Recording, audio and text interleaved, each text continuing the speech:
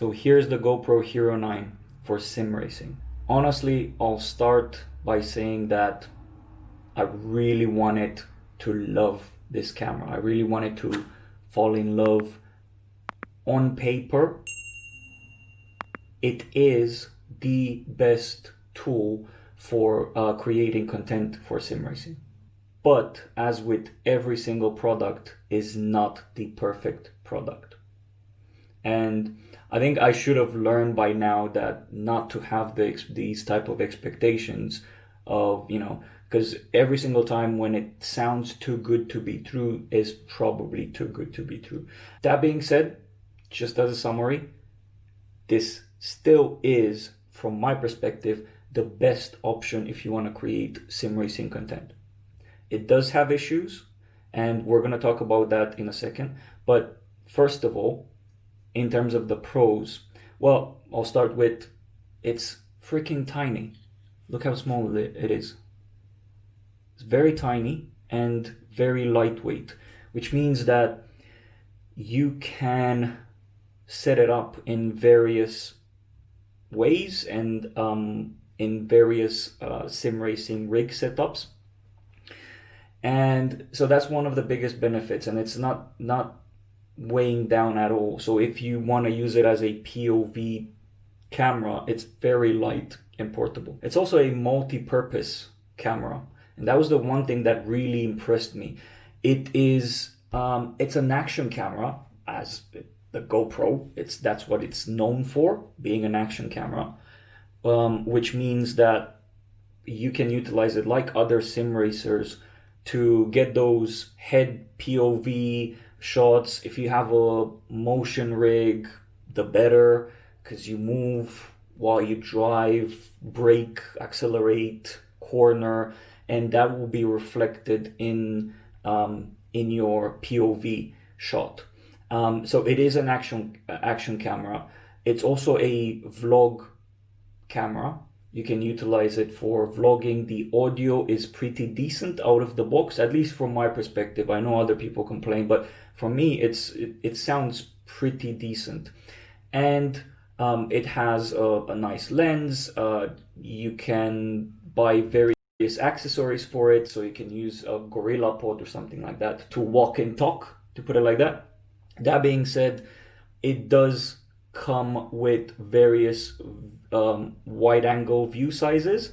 So I found myself, when I'm recording vlogs or I'm recording myself talking about things, I can utilize a wide angle view so that I see stuff in the background if I'm talking and showing things. So it does have a pretty significant wide angle and super wide angle view, so you can vlog, so you can just hold the camera and talk. You don't need an extension, you don't need a selfie stick or a Gorilla Pod or anything like that. And it also has a linear mode, which helps with the side distortions, and the narrow mode, which again, it's very useful when you want to frame things in a certain way. So yeah, so you can definitely use it as a vlog camera as well. But also, very important, you can use this as a webcam, which if you do sim racing content, and if you, aside from just creating POV videos on YouTube, you also stream, you'll find this very useful, because you can utilize this and not have to buy additional webcams or DSLRs. So that's a big benefit as well. It does come with the Hyper Smooth, and I believe this has Hyper Smooth V2, which is stabilization, motion stabilizing. I think I'm not sure if it's a mechanical one or is it in software. It could be in software, but the point is it is very good. So I can compare this with I'm using my DJI Osmo Pocket to film, and the DJI Osmo Pocket has a gimbal attached. I can say that this does a very similar job to that. It also comes with multiple modes, so you have you can turn off the stabilization, and I tend to use that when filming POV, because it helps with just the motion. It gives you the sensation of speed and motion. if you enable hyper smooth while you're doing POV, then it kind of smoothens the movement. So when you shift, the shifts are not going to come through the camera, through the video that well as when you have it disabled. So I usually run it as disabled. But that being said, it does have multiple levels of motion stabilization, so you can play with that as well. Another thing that I was very impressed with is the fact that you can fine grain control exposure, contrast, brightness, even color temperature. You can all control it in the camera menu. It also comes with two picture types, which is the GoPro type and the log raw picture type. And by picture type, I mean video, how it records. So you can record in raw, log, as well as their predefined mode. And if you edit videos on your PC or Mac or whatever, and you want to control a bit more the color, the tone of the video, the raw, the log format is pretty useful for that. It also comes with various options in terms of the video resolution. So you can film in 5K, 4K, I believe 2 or 2.5K, as well as full HD. And it also has FPS. I think you can film at up to 250 FPS, which if you're doing slow motion or such, when you're filming action things, can be helpful. But I think that for 240 FPS, the resolution is 720p or something like that. But you can record, so you can comfortably record 4K in 60 FPS or full HD in 60 FPS. And if you use the camera as a webcam, and you can basically stream in full HD at 60 FPS. Now, there's some things that need to be mentioned, which I'll mention in a second about the webcam mode. But yeah, just moving on to the next things. You also have a front-facing LCD screen, which means that you can see what you're filming. If you have the camera turned around towards you and you're filming a vlog or, I don't know, selfie type of video, you will be able to see yourself in the little screen. And I believe the GoPro Hero 9 is the first version with a screen like this in front, where you can actually see what you're filming as well. Plus, the difference between this and, for example, DJI Osmo Action is that both screens can work in the same time. So if you're filming, you can see both the front and the back screen in parallel. While with the DJI Osmo Action, it does have a front screen, but you have to enable one or the other, so you can't have both screens. I did mention that you have out-of-the-box webcam mode through the mini USB. So if I open the side door here, you see that you have the battery, and then you have a mini USB, a USB-C, not mini USB, sorry, a USB-C port in here. If you plug this into your computer and install their webcam software, you can utilize this as a webcam. There are a few things that you need to understand about this, using it as a webcam out of the box. On a Windows PC, you can only use 720p resolution and 30 FPS, and on a Mac it only goes up to 1080p, 30 FPS. It does have one other option that you can configure, which is the lens angle. So you can do wide, super wide, or linear or narrow. So that's pretty cool that you can control that. That being said, you can't control any of the other settings, picture, image settings, brightness, exposure, or utilize the hyper smooth or any of that. So it does work like a basic camera. It's probably better than your Mac camera or your default camera. But if you really want to tap into all of the features that this camera provides, you need this guy right here. So this is a media mod. and this enables you with an HDMI output. Yeah, so you get an HDMI output, which you will be able to utilize something like a Elgato Comlink 4K, and basically send the signal from your camera, the video signal from your camera into your PC. That enables you to use various settings, so you can enable hyper smooth and you can adjust the brightness, exposure. You can go up to 4K and send signal up to 4K from this camera to your computer. So yeah, you definitely need this. I think this is I don't know, 70, 90 pounds or dollars. I don't want to say anything wrong, but it's about that price online. So if you buy this, it also comes with this microphone pod here, and it outputs. It can record on both the front or the back. The back and the front audio. It is a better microphone than the built-in. Not amazingly better. It's not like studio quality, but it is a better microphone. I use this for my webcam for streaming. I do find it very useful having the HDMI port there, and being able to control the quality of the picture, the exposure and such, especially in a dark setting like my rig where everything is pretty dimmed in terms of lighting and such. Now, some other benefits of the camera is that you can buy accessories. There's a lot, not just on GoPro's website, but also on Amazon and such. You can buy a lot of accessories and mount, basically using these two legs here. You can mount the camera on various things. Like, for example, I have a head strap where I can mount the camera here. I even have like a body strap. Like if I go for a run or something and I decide that I want to film, I can mount the camera on me and film.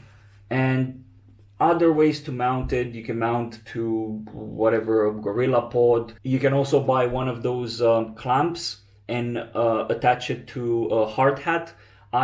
That's what I use when I record POVs. Because then the camera sits lower, kind of like at your eyesight. And so I have a clamp, this attaches to the clamp, and the clamp attaches to the hard hat, and then you can have your camera here and film. I think is better than the head strap. And one other huge benefit is the fact that you have a mobile app that you can utilize to control the settings of the camera, but not just control the settings of the camera, also view what the camera views.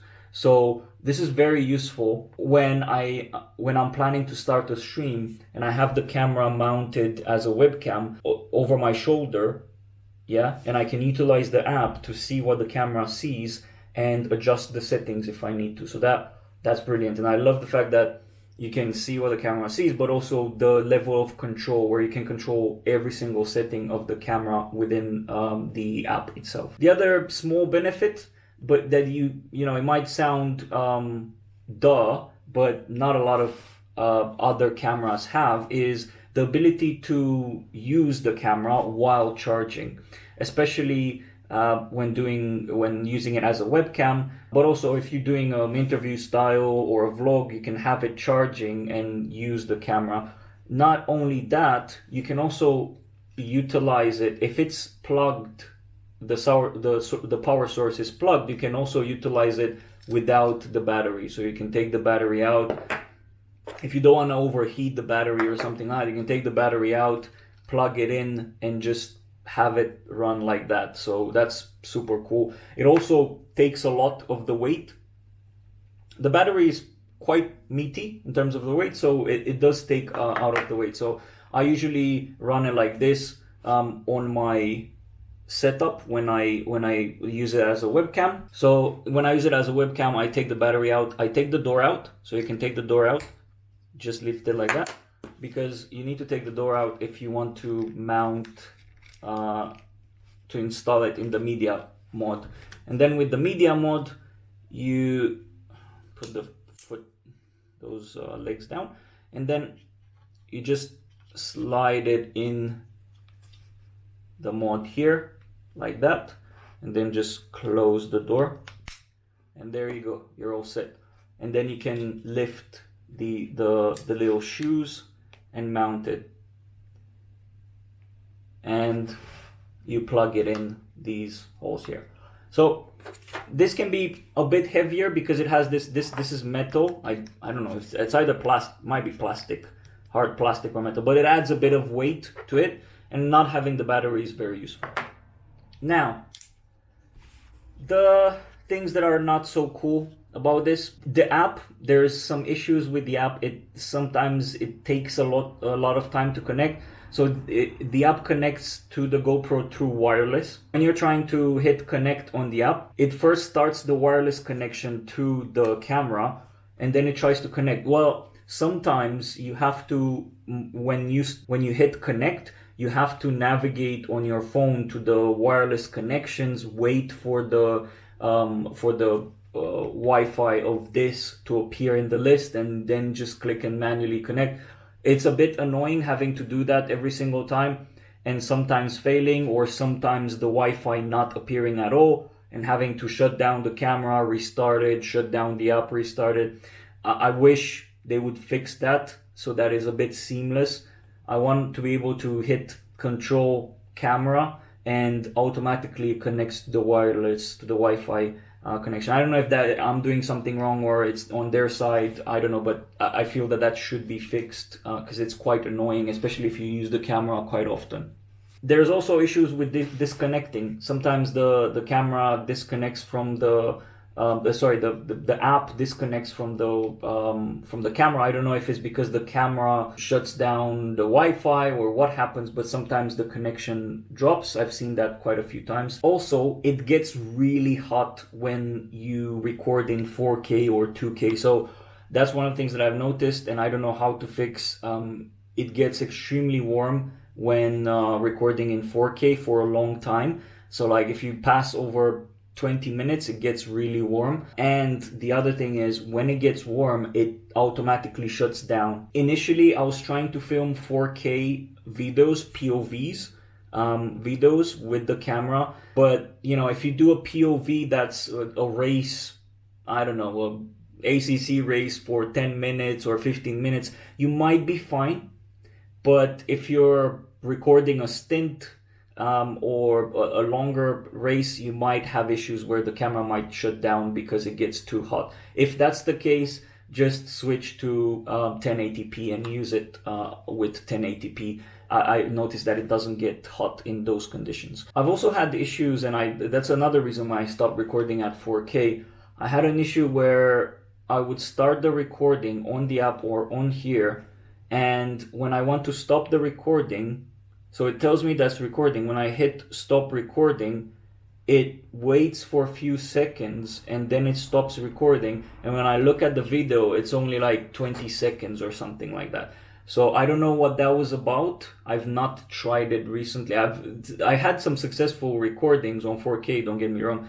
But now doing 1080p, I haven't tried that in a while, but it was an odd thing that happened a couple of times where, you know, I was doing a race, it was an actually good race, and I was so happy that I recorded, and then I stopped the recording, and when I look at the recording, it actually only recorded the first 30 seconds or something like that. I don't know if it's something in the settings that I'm doing wrong. I looked at that option you have an option for standby recording, where, you know, the camera keeps on recording, and then when you tap on the recording thing, it only records the last 30 seconds or something. So I'm not sure if that's the issue, but I don't think I have that setting enabled or set up. I mentioned about the limited feature, so that's another downside. It is advertised as a webcam that has the webcam ability. Yes, it is, but let's be fair, as sim racers, we want to be able to control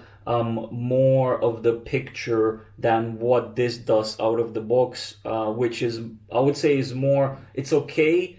It's okay to use the USB-C webcam if you're planning to use the webcam as a face cam for your races and such. That is perfectly fine. And if you're properly lit, then it will do a decent job. But if you want to use it as a webcam with POV and control the lighting and various settings and record at or stream at 60 FPS, then you definitely need media mod, and that's an additional, you have to pay extra for that.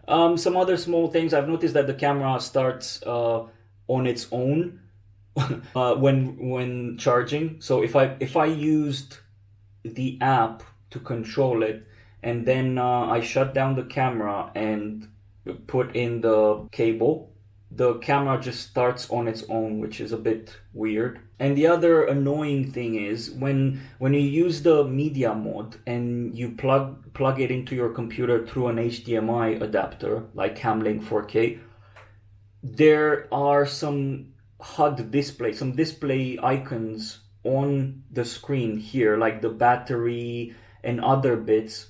It's actually the battery, and then there's something else in these two top corners. You have the battery, and then you have something else on this other corner. Those two icons display at all times.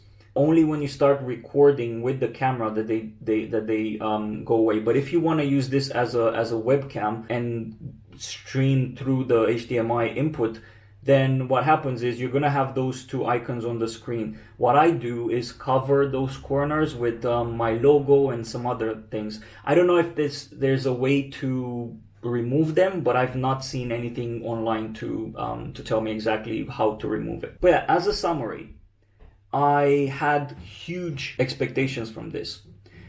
I can say that a lot of my expectations have been met in terms of the capabilities of the camera. I truly love it. I feel that I am so much nimble having this small camera and having the ability to clamp it to my rig as a webcam, take it off, film, I don't know, tech review videos or vlog and such. I really love it. The sound is also decent. I really love the versatility of the camera. The quality is there. The one thing that bothers me is these small little annoyances about it that I've mentioned, but not enough to not recommend it. So if you want something to plug in and forget, and really do not want some small bothers, headaches here and there, the fact that you need to reopen the app, blah blah sometimes, then maybe this is not for you. But the value that it brings to me as a content creator in the sim racing space, I'm willing to put up with those issues. And I'm sure that a lot of them are firmware related, and eventually they're going to fix them. I